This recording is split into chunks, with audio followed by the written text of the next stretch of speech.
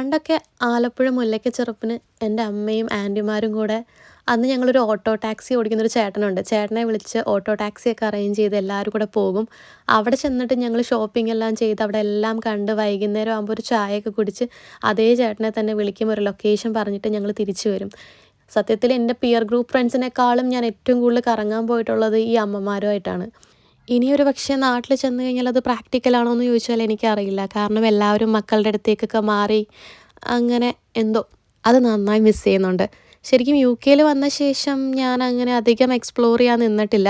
Even ലണ്ടനിൽ വന്ന ശേഷം ലണ്ടൻ ബ്രിഡ്ജ് കാണാൻ പോവാനായിട്ട് അറ്റ്ലീസ്റ്റ് എൻ്റെ ഫ്രണ്ട് ചേട്ടൻ വേണ്ടി വന്നു. പുള്ളി തന്നെ ഫ്രണ്ട്സുമായിട്ട് വന്ന് ഇനിഷ്യേറ്റീവ് എടുത്തുകൊണ്ടാണ് ഇന്നും പുറത്തേക്ക് ഇറങ്ങിയത്. അതല്ലെങ്കിൽ എൻ്റെ റൂമിനുള്ളിൽ തന്നെ നിൽക്കാനാണ് എനിക്കിഷ്ടം. എൻ്റെ മനസ്സിൽ വിൻ്റർ വണ്ടർലാൻഡ് എന്ന് പറഞ്ഞൊരു ചെറിയ പ്ലാന് പോലും ഉണ്ടായിരുന്നില്ല. പക്ഷെ അവർ വന്ന് എന്നെ ഇൻവൈറ്റ് ചെയ്ത സമയത്ത് അങ്ങനെ ഇരുന്നാൽ പറ്റില്ലല്ലോ എന്ന് ഓർത്ത് പോയതാണ്. എന്തായാലും നന്നായി.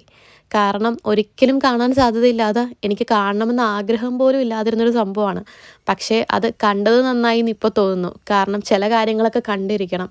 കാരണം അവസരങ്ങൾ നമ്മളെ പിന്നീട് തേടി എത്തിയെന്ന് വരില്ല. പണ്ടൊക്കെ ചെറിയ ചെറിയ ആഗ്രഹങ്ങൾ മറ്റുള്ളവർക്ക് വേണ്ടി മാറ്റി വെക്കുന്ന സമയത്ത് സ്വന്തമായിട്ട് പ്രയോറിറ്റൈസ് ചെയ്യാൻ മറന്നു പോയിട്ടുണ്ട്. ഇനി അങ്ങനെ പറ്റില്ലല്ലോ. നമ്മൾ ഹാപ്പി ആയിട്ട് ഹെൽത്തി ആയിട്ട് മുന്നോട്ട്